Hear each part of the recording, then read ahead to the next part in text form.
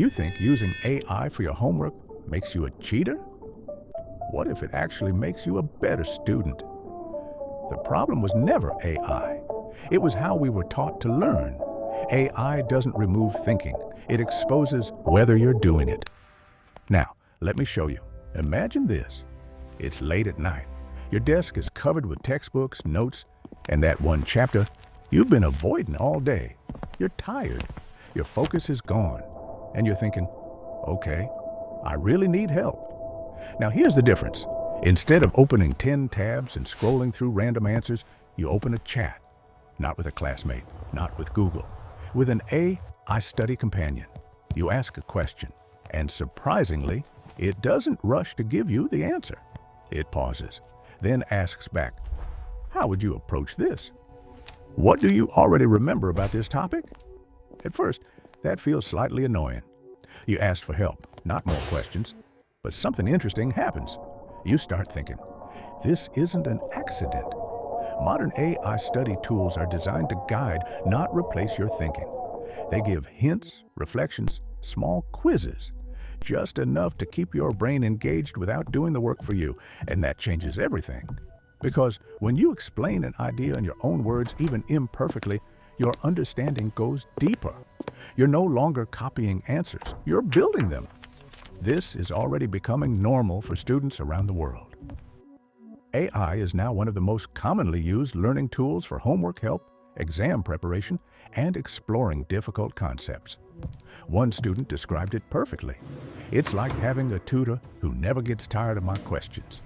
No awkward pauses, no time limits, no pressure. And when the AI asks those calm, almost Socratic questions, it quietly pushes you into active learning. You're not just consuming information, you're interacting with it. Let me give you a simple example. Meet Sarah. She's a biology student reviewing for an exam. She types a challenging genetics problem into the chat, expecting a Punnett square and a quick answer. Instead, the AI responds, let's break this down step by step. What alleles are you working with, and what do you already know about their inheritance? Sarah stops, thinks, answers. The AI follows up with a hint, then another question. Good. Do you see how those ratios begin to form? And suddenly, it clicks. Not because the AI told her the solution, but because it helped her reach it herself. It feels like having access to office hours at any time, with a patient guide who's focused entirely on how you think. And this is just the beginning, because learning with AI isn't about shortcuts. It's about learning better, and this was only part one. So the real question is, how can students actually use AI right now? Today, tonight, this week? Not in theory, not in some future classroom, but in real study sessions with real confusion and very real deadlines. Here are a few practical ways to turn AI into a genuine study partner. Ideas inspired by Hello World and the age of AI, but very much usable right now. First, treat AI like a personal tutor, not a shortcut machine. Instead of saying, give me the answer, try something more honest. I'm confused about thermodynamics. Can you quiz me and walk me through an example? Tools like ChatGPT, Google's Gemini Guided Learning, or Khan Academy's Khanmigo are built for this. They respond by asking guiding questions, breaking problems into steps, and nudging you forward. It's slower than copying an answer, but that's exactly why it works. You're thinking, not just consuming. Another powerful use is practice and self-testing. You can ask the AI to generate custom questions just for you. Give me 5 algebra problems on quadratic equations and check my answers. You solve them. The AI reviews your work. Then it explains where you went wrong, immediately. That feedback loop is something most students rarely get outside of exams, and it turns studying into something closer to real test prep. AI is also surprisingly good at helping you study smarter, not longer. For example, you can paste your notes or a chapter and ask, turn this into flashcard questions and answers. A lot of students already do this, and the benefit isn't just speed, it's transformation. When information gets rephrased into questions, your brain switches from passive reading to active recall. That's one of the most effective learning techniques we know. If something still doesn't make sense, You can simply ask the AI to explain it differently. Explain this like I'm in high school. Or explain it again, but more technically. Seeing the same idea from multiple levels helps you understand the core concept, not just memorize terms. I can also act as a second pair of eyes on your work. Before submitting an essay or lab report, you might say, "Give me feedback on this draft. Where is my logic unclear?" It won't replace your thinking, and it shouldn't, but it can highlight weak spots, unclear phrasing, or gaps in reasoning. Used carefully, it's more like a reviewer than a writer. And finally, there's the simplest but most underrated use: finding resources. You can ask AI to recommend tutorials, videos, or practice sites on a topic. Instead of searching aimlessly, you get a focused list, often including things like Khan Academy lessons or targeted exercises, saving time and mental energy.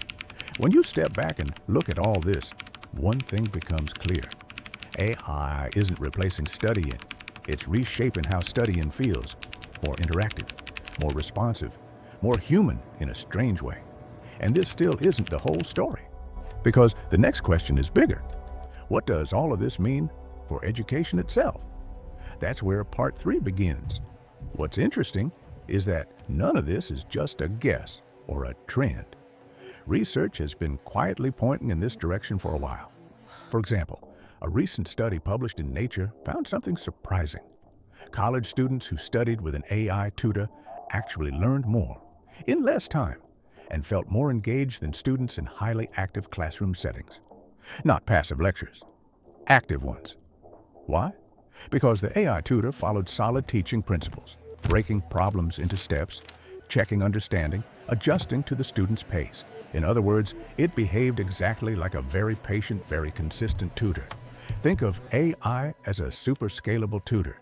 It doesn't get frustrated, it doesn't rush you, and it doesn't mind explaining the same idea again, slightly differently, until it finally clicks. That alone changes how studying feels. These tools make learning more interactive and more personal. They're not just delivering information, they're responding to you. And as Robbie Torney from OpenAI puts it, even in the age of AI, the best learning still happens when students are excited about and actively engaging with the lesson material. That line matters, because the goal was never to automate learning. The goal was to spark engagement. Good AI tools don't let you sit back and disappear. They gently pull you into the process. They ask you to participate, explain, and reflect, rather than just absorb answers. At this point, a natural concern shows up. You might think, okay, but isn't AI just going to do my work for me? That worry is understandable, and it's also where the human side really matters. Experts like Hannah Fry emphasize that humans and machines have very different strengths. Humans are great at understanding nuance, context, and meaning. We're good at creativity, judgment, ethics, and intuition. What we're not great at? Perfect attention, endless repetition, absolute consistency. Machines are the opposite, and that's why this partnership works. When you study with AI, you're not replacing your thinking, you're redistributing the workload.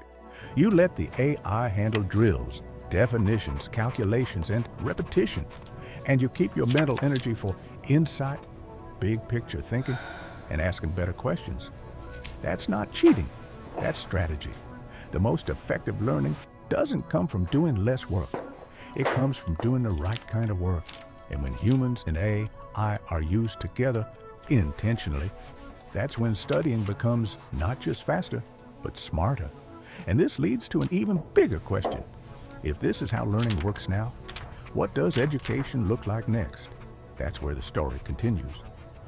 Let's go back to Sarah for a moment.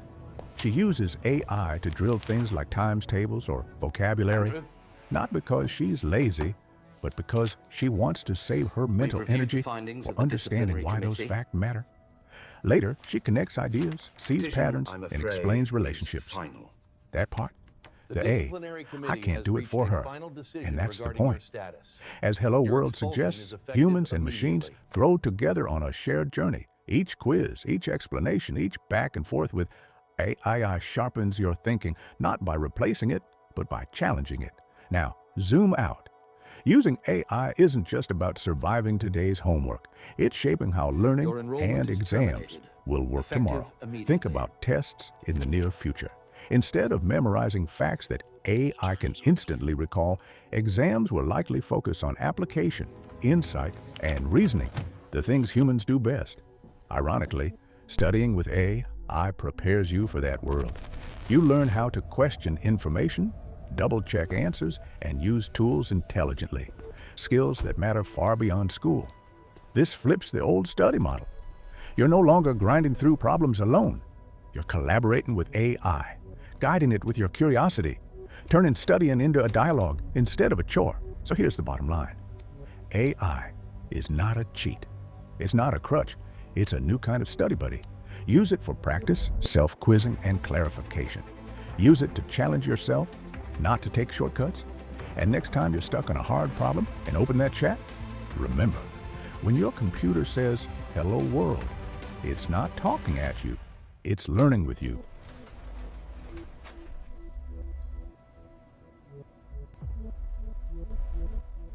So, what's the takeaway? AI isn't here to do your thinking. It's here to make your thinking smarter, sharper, and more curious. Every question you answer, every hint you follow, it's a step in learning better, not faster. If you want more insights like this, more ways to hack your study game, and the real stories behind how learning is changing, stick around, explore the channel, and dive in. Your brain will thank you, and so will your future self.